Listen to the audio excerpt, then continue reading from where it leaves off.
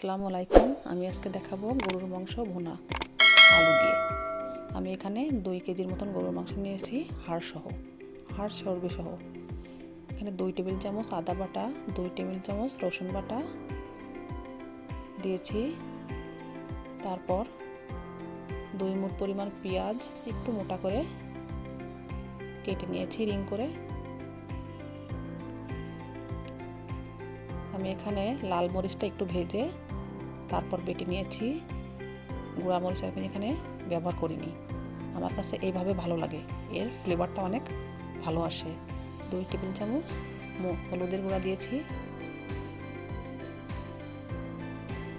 এবং স্বাদ মতন লবণ দিচ্ছি। 2-3টা লং এবং একটু গোলমরিচ দিয়েছি, 3টা তেজপাতা দিয়েছি।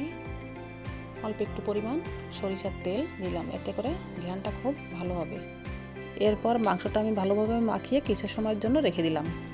আমি অন্যদিকে কয়েক পিস আলু ভেজে নিচ্ছি। সামান্য পরিমাণে লবণ এবং হলুদ দিয়ে এটাকে লাল লাল করে একটু ভেজে রাখবো। গরুর মাংসে আমার ঘরের সবাই আলু খেতে পছন্দ করে। আপনারা না দিলে না দিতে পারেন, আলু ছাড়াও রান্না করতে পারেন, আলু দিলেও ভালো হয়।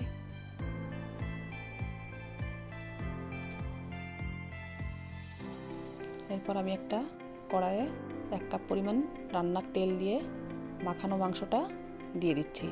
এখানে পানি ব্যবহার করার কোনো দরকার নাই, মাংসের থেকে যে পানিটা ছাড়বে এটা দিয়েই আমার মাংসটা কষানো হয়ে যাবে।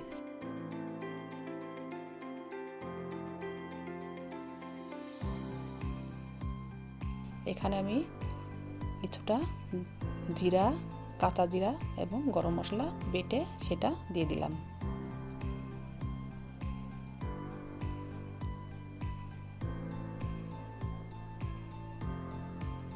দেখেন কতটা পানি ছেড়েছে মাংসের থেকে, এটা দিয়ে কষানো হয়ে যাবে আমার মাংস।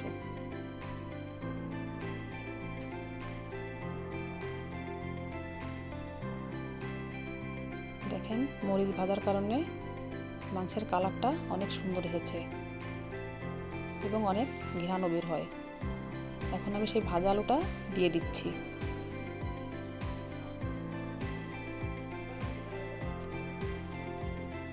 আমার মাংসটা কষানো হয়ে গেছে।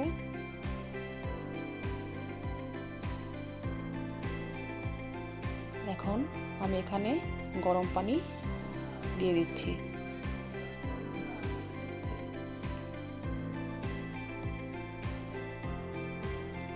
গরম পানি দিয়ে কিছুক্ষণ জাল করে তারপর একটু গুঁড়া মশলা দিয়ে নামিয়ে নিব।